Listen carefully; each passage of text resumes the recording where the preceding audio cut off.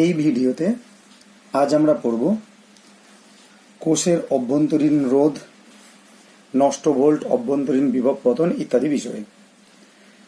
প্রথমে আমরা দেখি কোষের অভ্যন্তরীণ রোধ কি। নামেই বোঝা যাচ্ছে কোষের অর্থাৎ তড়িৎ কোষের বা ব্যাটারির অভ্যন্তরীণ রোধ মানে ভেতরের রোধ। তড়িৎ প্রবাহের সময় যেমন বহির্বর্তনীতে তড়িৎ প্রবাহ ঘটে, ঠিক সেরকম ব্যাটারির ভেতরে বা কোষের ভেতরেও তড়িৎ প্রবাহ চলে। তখন তড়িৎ প্রবাহের উপাদানগুলো কিছুটা বাধা সৃষ্টি করে, এটাকে আমরা অভ্যন্তরীণ রোধ বলি। দেখি কিরকম। যেমন দেখো, এখানে একটি বর্তনী এঁকেছি, যেটা হলো একটা বাইরের রোধ এটা, আর এটা একটা ব্যাটারি। ব্যাটারির প্লাস মাইনাস তড়িৎ চলবে বহির্বর্তনী মানে বাইরের দিকে, প্লাস থেকে মাইনাসের দিকে, এদিকে তড়িৎ চলে, আর ইলেকট্রন চলে এখানে মাইনাস থেকে প্লাসের দিকে। কিন্তু এই অংশে কি চলাচল করে বা কে যায়, এখানে কিন্তু আমরা এর আগে জেনেছি তড়িৎ বিশ্লেষণ অধ্যায়ে, আসলে ব্যাটারি হলো এক প্রকার তড়িৎ বিশ্লেষক কোষ বা ভোল্টামিটার।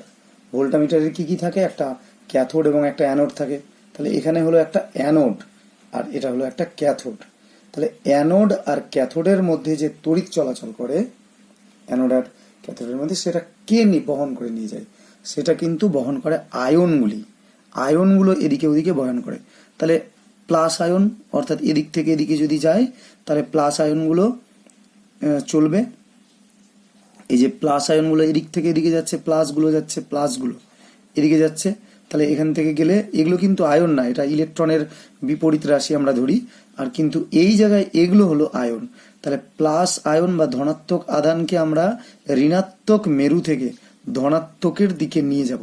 এর আগে আমরা সংজ্ঞাতে পড়েছি, ব্যাটারি তড়িৎচালক বল যদি 1.5 ভোল্ট হয়, তাহলে বোঝায় নেগেটিভ মেরু বা ঋণাত্মক মেরু থেকে ধনাত্মক মেরুর দিকে 1 কুলম আধানকে নিয়ে যেতে যে পরিমাণ কার্য করতে হয়। সুতরাং এটাই, এখানে যে আয়নগুলো আছে সেই আয়নগুলোকে আমরা ধনাত্মকের দিকে নিয়ে যাব। অর্থাৎ এই অংশে চলাচল করছে আয়নগুলো। তো আয়ন চলাচল করার সময়তেও কিন্তু অন্য যে আয়নগুলো রয়েছে বা অন্য কণাগুলো রয়েছে, এখানে যে সক্রিয় তরল পদার্থ আছে, সেগুলোর সঙ্গে সংঘর্ষ ঘটে, ঘর্ষণ তৈরি হয়, অর্থাৎ যেতে পারছে না, তাই সেখানে বাধা তৈরি হয় এবং কিছুটা তাপও উৎপন্ন হয়। ঘর্ষণের ফলেই তাপ উৎপন্ন হচ্ছে, চলাচলের ফলে আমরা তখন বলবো তড়িৎ প্রবাহের ফলে তাপ উৎপন্ন হচ্ছে এখানে। তাহলে এক্ষেত্রে আয়নগুলো এই দিক থেকে মানে মাইনাসের দিক থেকে প্লাসের দিকে যাওয়ার চেষ্টা করলো এবং সেই সময়তে সে কিছুটা বাধা পেল। যে বাধা পেল সেই বাধাটাকেই আমরা বলি অভ্যন্তরীণ রোধ। অভ্যন্তরীণ মানে ভেতরে, এই তড়িৎ প্রবাহের বিরুদ্ধে ব্যাটারির ভেতরে বা অভ্যন্তরে যে বাধা সৃষ্টি হচ্ছে, সেই বাধাকেই আমরা অভ্যন্তরীণ রোধ বলি। এটাকে ছোট হাতের আর অক্ষর দ্বারা আমরা প্রকাশ করি। বই একটু দেখে নিই কিভাবে কি রয়েছে। বইয়ে দেখো 61 পৃষ্ঠা, 61 পৃষ্ঠা আমরা বের করলাম। এই যে এখানে অভ্যন্তরীণ রোধ অংশটা কাকে বলে, এই জায়গায় লেখা আছে আর্টিকেল 6.22-তে। এখানে দেখি অভ্যন্তরীণ রোধ আমি একটু ঠিক লিখে দিয়েছি আরো এক্সট্রা অতিরিক্ত। তড়িৎ কোষের মধ্যে দিয়ে তড়িৎ প্রবাহের সময়, কি বললাম, তড়িৎ কোষের মধ্যে দিয়ে, এই যে তড়িৎ কোষের মধ্যে দিয়ে তড়িৎ প্রবাহের সময়, এক্ষেত্রে এটা কেটে দিয়েছি সময়। তড়িৎ কোষের মধ্যস্থ সক্রিয় তরল মানে যেগুলো চলাচল করছে সক্রিয় তরল বা রাসায়নিক পদার্থ। তড়িৎ কোষের মধ্যস্থ সক্রিয় তরল বা রাসায়নিক পদার্থ কি করছে, কোষের মধ্যে দিয়ে তড়িৎ প্রবাহের বিরুদ্ধে কিছুটা বাধা সৃষ্টি করছে। এই বাধাকেই আমরা বলি কোষটির অভ্যন্তরীণ রোধ, অর্থাৎ কোষের ভেতরের রোধ। এটাকেই বলা আছে যে একেই রোধকেই আর অক্ষর দিয়ে প্রকাশ করা হয়।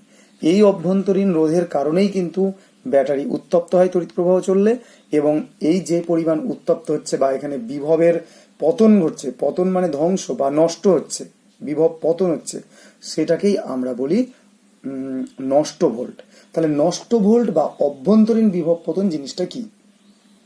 এবার এখানে যদি আমরা একটা কোনো ব্যাটারি, মনে করো একটি ব্যাটারি আমরা 12 ভোল্টের ব্যাটারি নিলাম, যদি এটা 12 ভোল্টের ব্যাটারি নিই, তাহলে এখানকার মাঝের ভোল্ট 12 ভোল্ট, অর্থাৎ তড়িৎচালক বলের মান কিন্তু 12 ভোল্ট, এটা তড়িৎচালক বল। এবার যখন এটাকে তার দিয়ে একটা বাইরের রোধের সঙ্গে, বহির্বর্তনীর রোধের সঙ্গে যখন আমরা যুক্ত করে দিচ্ছি এটাকে, তখন এই 12 ভোল্টের কারণে বা তড়িৎচালক বলের কারণে এদিক থেকে তড়িৎ প্রবাহ ঘটছে। সেই সময়তে কি হচ্ছে, তাহলে এর ভেতরেও তড়িৎ প্রবাহ চলছে, এটার ভেতরে এই যে তড়িৎ প্রবাহ চলছে, প্রবাহের সময় এখানকার যে আয়নগুলো চলাচল করবে, ধনাত্মক আয়নগুলো যে এদিকে যাবে, তার ফলে একটা বাধা তৈরি হবে। একটু আগেই আমরা জানলাম, সেটাকে আমরা অভ্যন্তরীণ রোধ বলছি। তাহলে এখানেও একটা রোধ আছে, সেই অক্ষরকে আমরা ছোট হাতের আর দিয়ে আমরা প্রকাশ করি, ছোট হাতের আর বলছি। আর এটাকে আমরা বহির্রোধটাকে আমরা বড় হাতের আর বলি, এটা হলো বড় হাতের আর। বাইরের রোধকে আমরা বড় হাতের আর বলি, ভেতরের রোধকে আমরা সাধারণত ছোট হাতের আর দ্বারা প্রকাশ করি।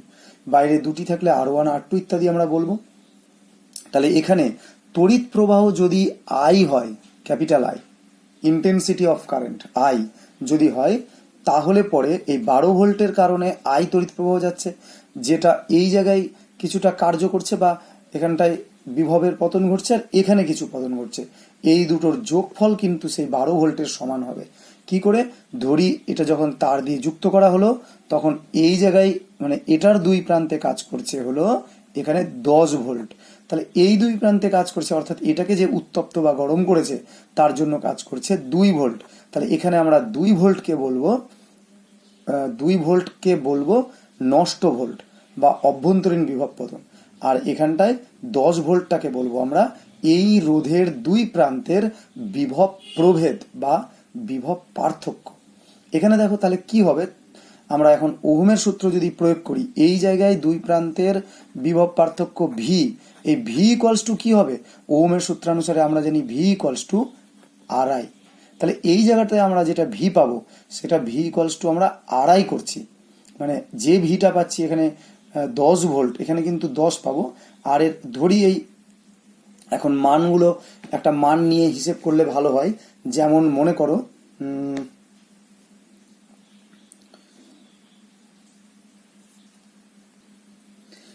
মনে করো এই আর ইকুয়ালস টু হলো ধরি 5 ওহম রোধ আছে, আর এই ছোট হাতের আর ইকুয়ালস টু মনে করি এখানটায় যে রোধ তৈরি হচ্ছে সেটা অনেকটাই কম হয়, মনে করলাম হিসেবের সুবিধার জন্য এটা 1 ওহম। তাহলে কি ঘটনাটা ঘটছে, এখানে হচ্ছে মোট তালে রোধ কত হলো, এখানে 5 ওহম, এখানে 1 ওহম, অর্থাৎ মোট রোধ হলো 6 ওহম। তাহলে মোট রোধ 6 ওহম, আর এই বর্তনীতে মোট ভোল্ট হলো বা তড়িৎচালক বল হলো 12 ভোল্ট। তাহলে মোট তড়িৎ প্রবাহ মাত্রা কত হবে, আমরা ওহমের সূত্র প্রয়োগ করলে এই প্রবাহ মাত্রা পাবো, আমরা আই ইকুয়ালস টু পাবো মোট তড়িৎচালক বল 12 ভোল্ট ডিভাইডেড বাই মোট রোধ কত এক্ষুনি পেলাম 5 যোগ হলো 1, এই যে এটা 5 আর 1 6 হলো। তাহলে আমরা কি পাচ্ছি, আই এর মান 2 অ্যাম্পিয়ার। এইবার দেখো হিসেব করে দেখো, আই ইকুয়ালস টু যদি 2 অ্যাম্পিয়ার হয়, আই ইকুয়ালস টু 2 অ্যাম্পিয়ার, এখানে ছোট হাতের আর ইকুয়ালস টু 1 ওহম, আর এই 5 ইকুয়ালস টু এই আর ইকুয়ালস টু 5 ওহম। তাহলে এই জায়গায় ওহমের সূত্রানুসারে বিভবের পার্থক্য কত হচ্ছে, এখন আমরা এই জায়গায় আবার লাগাবো ভি ইকুয়ালস টু আই আর, অর্থাৎ ভি ইকুয়ালস টু হবে আর এর জায়গাতে আমরা এই 5টা বসাবো। তাহলে এই 5 বসালে 5 বসালাম, আর এই 2 অ্যাম্পিয়ার কারেন্ট এটা বসাচ্ছি, তাহলে ইনটু হলো 2, তাহলে 5 গুণ 2 অর্থাৎ 10 ভোল্ট, যেটা আমরা এখানে লিখেছি সেই বিভব পার্থক্য 10 ভোল্ট। এবার এখানে দেখি কি হচ্ছে, আমরা কি ধরেছি, অভ্যন্তরীণ রোধ হলো 1 ওহম, এবার প্রবাহ মাত্রা যাচ্ছে 2, তাহলে এক্ষেত্রে আবার আমরা এটার জন্য কি লাগাবো, ভি ইকুয়ালস টু যদি আর আই লাগাই, তাহলে আমরা এখানে পাচ্ছি 1 ইন্টু 2 ইকুয়ালস টু কত পেলাম, 2 ভোল্ট। তাহলে দেখো এখানে পাচ্ছি 2 ভোল্ট, এখানে পেলাম 10 ভোল্ট, তাহলে 10 আর 2 এই যোগ করলেই তো আমরা পাচ্ছি 12 ভোল্ট, অর্থাৎ এই তড়িৎচালক বলের সমান হচ্ছে, বর্তনীর সমান কিন্তু হচ্ছে এই 12 ভোল্টটাই দুটি অংশে বিভক্ত হয়ে এখানে একটা বিভবের প্রভেদ বা বিভব পার্থক্য তৈরি করছে রোধের দুপ্রান্তে, আর এই জায়গাটায় যেটা থাকছে 2 ভোল্ট সেটাই হলো এখানে নষ্ট ভোল্ট। তার মানে এই নষ্ট ভোল্টটা হচ্ছে এই রোধটার কারণে। এই ব্যাটারির অভ্যন্তরীণ রোধ যদি অনেক কমে যায়, আরও যদি কমে যায়, হাফ ওহম যদি হয়, তাহলে তখন এখানে 1 ভোল্ট নষ্ট হবে। সেই অনুপাতে আমরা হিসেব কিন্তু করতে পারবো। তাহলে নষ্ট ভোল্ট বা অভ্যন্তরীণ বিভব পতন কাকে বলে একটু দেখা যাক। দেখো, নষ্ট ভোল্ট বা অভ্যন্তরীণ বিভব পতন কাকে বলে, কোনো তড়িৎ কোষের সমগ্র তড়িৎচালক বল তড়িৎ বর্তনীতে সমগ্র তড়িৎচালক বল বলতে কি বলা হলো, এখানের উদাহরণটা ফলো করো। সমগ্র তড়িৎচালক বল বলতে 12 ভোল্ট। এই যে এই তড়িৎ কোষের সমগ্র তড়িৎচালক বল হলো 12 ভোল্ট। এখানে এটা কোন তড়িৎ কোষের সমগ্র তড়িৎচালক বল বহির্বর্তনীতে, মানে কোথায়, এই যে এখান থেকে এতটা বহির্বর্তনীতে বিভব প্রভেদ হিসেবে পাওয়া যায় না। কত পেলাম এখানে, এখানে আমরা দেখতেই পাচ্ছি পেলাম 10 ভোল্ট। তাহলে বিভব প্রভেদ হিসাবে পাওয়া যায় না। কোষের অভ্যন্তরীণ রোধের জন্য, কোনটার জন্য, এক্ষেত্রে এই ছবিটার কোষের অভ্যন্তরীণ রোধ 1 ওহমের জন্য। তাহলে কোষের অভ্যন্তরীণ রোধের জন্য কোষের ভিতরেই কিছু পরিমাণ বিভব নষ্ট হয়। একেই বলা হয় অভ্যন্তরীণ বিভব পতন বা নষ্ট ভোল্ট। অতএব নষ্ট ভোল্ট ইকুয়ালস টু আমরা আইআর ইকুয়ালস টু বলতে পারি ই মাইনাস ভি। মানে এটা ই এর মান যত, আইআর এটা আইআর কত হবে, সেটা এখানে যত হবে সেটাকে এটা মাইনাস করলে আমরা পাবো। অথবা এটা অন্যভাবেও আমরা ক্যালকুলেশন করতে পারি। আমরা একটু আগেই যে বর্তনীটা দেখলাম, বইয়ে যে বর্তনীটা আছে সেটা এটা দেখো, বইয়ের ছবির সঙ্গে এই ছবিটার মিল আছে অনেকটাই। সেটা হলো আমি এটা নিচে এঁকেছি ব্যাটারিটা, আর বইয়ে এই ব্যাটারিটা উপরের দিকে আগাছে। ভালো করে দেখো, এখানে আমি যেভাবে বুঝিয়েছি সেটাই প্রায় আছে। এই যে এটা আসলে ব্যাটারি, এখানে ব্যাটারিটাকে এরকম করলে ভালো হতো। এখানে এই যে অভ্যন্তরীণ রোধটাকে পাশে আসলে দেখিয়েছে, কিন্তু আসলে তো এটা পাশের না, এই গোটাটাই একটা ব্যাটারি। আমরা যদি এরকম করতাম আরো ভালো হতো। এখানে একটা প্লাসের দাগ দিলাম আর এখানে একটা মাইনাসের দাগ দিলাম, তাহলে এদিকে প্লাস এদিকে মাইনাস। তার মানে এই গোটাটা একটা ব্যাটারি। এই ব্যাটারির ভিতরে এই দেখো ছোট হাতের আর দেখা যাচ্ছে, ব্যাটারির ভেতরে হলো ছোট হাতের আর, আর ব্যাটারির তড়িৎচালক বল ই, আর এটা হলো ছোট হাতের আর, যেটাকে আমরা একত্রে 12 ভোল্ট ধরলাম। আর এই যে রোধ আর বড় হাতের আরটাকে আমরা যেটা কত ধরলাম, আমরা যেটাকে 5 ওহম ধরলাম, এই ছবিটা। তাহলে পরে এখন এখানেই আমরা হিসেব করতে পারি। কিভাবে হিসেব করব, দেখো এটাকে 12 ভোল্টটাকে বইয়ের ছবিতে ই ধরা আছে, তাহলে ই হলো, আর বড় হাতের আর ছোট হাতের আর এই দুটো মোট রোধ। তাহলে আমরা মোট তড়িৎচালক বল আই ইকুয়ালস টু কি পাবো, আই ইকুয়ালস টু, দেখো এখানে আমরা মোট তড়িৎচালক বল আই ইকুয়ালস টু কি পাবো, তাহলে মোট প্রবাহ মাত্রা মানে বর্তনীর প্রবাহ মাত্রা, কিন্তু এটা বর্তনীতে প্রবাহ মাত্রা আই ইকুয়ালস টু মোট তড়িৎচালক বল ই ডিভাইডেড বাই, পাচ্ছি হলো এই যে বড় হাতের আর একটু উপরে রয়েছে বড় হাতের আর, প্লাস রয়েছে এই যে বড় হাতের আর এটা, আর প্লাস রয়েছে ছোট হাতের আর। তাহলে এবার আমরা এটাকে একটা ক্যালকুলেশন করি। তাহলে ক্যালকুলেশন করলে কি পাবো, অতএব ই ইকুয়ালস টু পাচ্ছি, এটা কোনাকুনি গুণ করলে আই বড় হাতের আর প্লাস আই ছোট হাতের আর। এই যে এটা পেলাম, এটা হলো তড়িৎচালক বল ইকুয়ালস টু এই যে এই সমীকরণটা, এটা কিন্তু ভি। দেখো এই যে ভি ইকুয়ালস টু আড়াই, এটাকেই আমরা বলছি ভি। তাহলে আমরা পরের লাইনে লিখবো E equals to V plus I R, এইটাকেই বলা হয় নষ্ট ভোল্ট। আই আরটা নষ্ট ভোল্ট। তাহলে বিভব প্রভেদ প্লাস নষ্ট ভোল্ট ইকুয়ালস টু তড়িৎচালক বল, যেটা আমরা 12 ইকুয়ালস টু 10 যোগ 2 বানালাম এটা। তাহলে উল্টোভাবে নষ্ট ভোল্ট ইকুয়ালস টু কি বলতে পারি, অতএব বলতে পারি নষ্ট volt I R equals to তড়িৎচালক বল ই মাইনাস ভি। তড়িৎচালক বলকে ই দিয়ে প্রকাশ করা হয় সাধারণত, কেন, কারণ ইলেকট্রোমোটিভ ফোর্স জন্য ই। তাহলে এই সমীকরণটা আমরা বইয়েও দেখতে পাচ্ছি। এখানে সেটা কোথায় আছে দেখো, মনে করি তড়িৎ কোষের তড়িৎচালক বলের মান ই এবং রোধ যদি আর হয় এবং একটি বহিরোধ আর এর সঙ্গে শ্রেণী সমবায় যুক্ত করে মনে করি বর্তনীটি গঠন করা হলো, সম্পূর্ণ করা হলো। অতএব ওহমের সূত্রানুসারে আমরা বলতে পারি আই ইকুয়ালস টু, এই যে আই ইকুয়ালস টু মোট তড়িৎচালক বল। এখানে আমি ভি লিখেছি, তবে ভিও লেখা যায়, আবার আমরা ইও কিন্তু লিখতে পারি। আমি আসলে ভি লিখেছি, ওহমের সূত্রানুসারে আমরা ভি ইকুয়ালস টু আড়াই পড়ে আছি সেই জন্য। তাহলে আই ইকুয়ালস টু আমরা বলবো মোট তড়িৎচালক বল ই ডিভাইডেড বাই মোট রোধ, মানে এখানটায় সমগ্র বর্তনীর তুল্য রোধ বলা আছে। এই তুল্য রোধ কথাটা পরের টপিকে আসবে।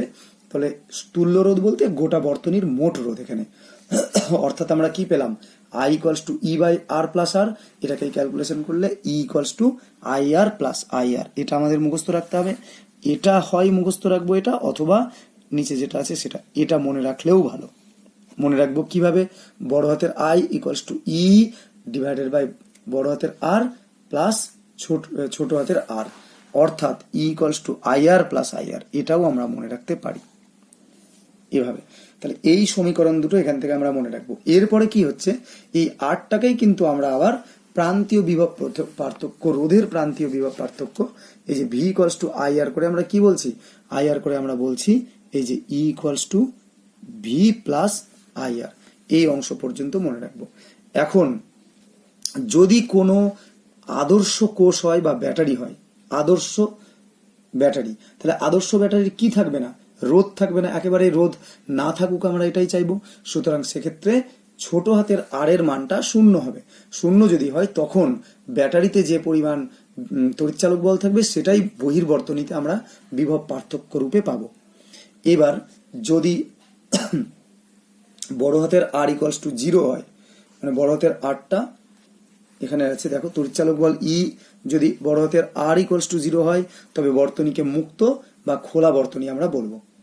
সেক্ষেত্রে ই ইকুয়ালস টু আইআর। সুতরাং মুক্ত বর্তনী তড়িৎ কোষের অভ্যন্তরে ঋণাত্মক তড়িৎদ্বার থেকে, এগুলো নিজেরা একটু পড়ে নিও, তেমন কিছু ব্যাপার নেই।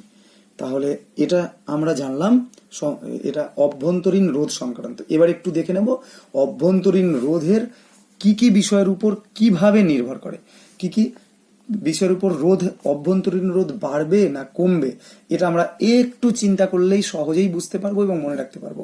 কিভাবে, দেখো এখানে যে সক্রিয় তরল রয়েছে একটা ব্যাটারি, তাই একটা ব্যাটারির ভেতরে যে আয়নগুলো রয়েছে, এগুলো আয়ন রয়েছে, তাহলে এই আয়নগুলো চলাচল করতে চাইছে।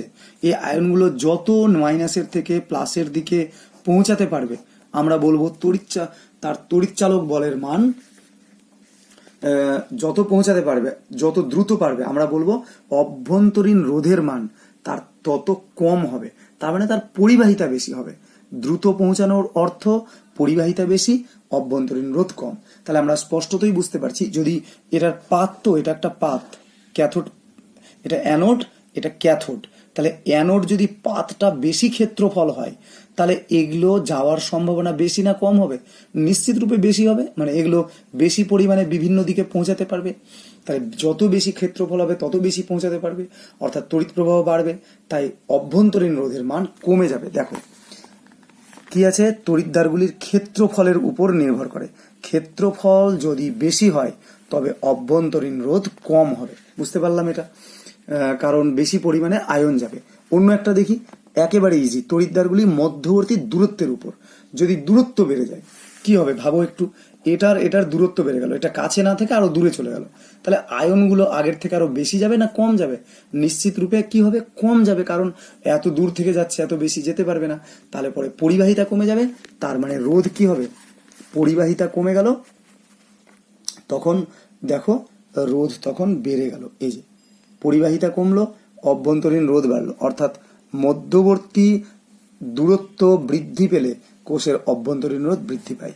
3 নাম্বার, সক্রিয় তরলের প্রকৃতি এবং গাঢ়ত্বের উপর। এটা তো হবেই, কারণ আমরা যে তরল পদার্থ নেব সেটা কি নিচ্ছি তার উপর তো নির্ভর করবেই, তার আয়নগুলো কিভাবে চলাচল করতে পারে। গাঢ়ত্ব বলতে তার সেখানে আয়ন কত বেশি আছে, তাহলে গাঢ়ত্ব যদি বেড়ে যায়, গাঢ়ত্ব বলতে ঘন, এখানটায় আয়ন কত বেশি আছে ঠিক তা নয়, এখানে কতটা ঘন মানে গাঢ় কতটা, তাহলে বেশি যদি গাঢ় হয়ে যায় তাহলে সেক্ষেত্রে আয়নগুলোর চলাচলে অসুবিধা হয়। গাঢ়ত্ব বেশি মানে ঘন, যেটাকে আমরা ক্লাস 9-এর সান্দ্রতা হিসাবে মনে করতে পারি, আঠালো ভাব আর কি। যত বেশি গাঢ়ত্ব হবে তখন আয়নগুলো সহজে আর চলাচল করে যেতে পারবে না, ধাক্কাটা বেশি পাবে, তাই অভ্যন্তরীণ রোধ বৃদ্ধি পাবে। সক্রিয় তরলের উষ্ণতার উপর, এটা আমরা সহজেই বুঝতে পারবো, যদি উষ্ণতা বাড়ায় তাহলে তরলের তারল্য বাড়বে, অর্থাৎ লঘু হবে, এবং আয়নগুলো কিন্তু দ্রুত ছোটাছুটি করবে। ছোটাছুটি করলে রোধের মান কমে যাবে, পরিবাহিতা বেড়ে যাবে। সুতরাং এখানে দেখতে পাচ্ছি কোষের অভ্যন্তরীণ রোধ কমে যায়, উষ্ণতা বাড়ালে কমে যায়। তাহলে কি কি ক্ষেত্রে কমছে কি দেখলাম, ক্ষেত্রফল বাড়লে রোধ কমে, আর উষ্ণতা বাড়লে রোধ কমে, আর দূরত্ব বাড়লে আর গাঢ়ত্ব বাড়লে রোধ বাড়ে। দূরত্ব গাঢ়ত্ব খেয়াল করে দেখো, মনে রাখার সুবিধা আছে, দুটোই তো ছন্দও মিলবে। দূরত্বের উপর গাঢ়ত্বের উপর এগুলো বাড়লে রোধও, অভ্যন্তরীণ রোধ বেড়ে যায়, আর ক্ষেত্রফলের উপর আর উষ্ণতা হলে রোধ কমে যায়। তাহলে এই টপিকটা মনে রাখতে হবে। এটা এখানেই শেষ করছি।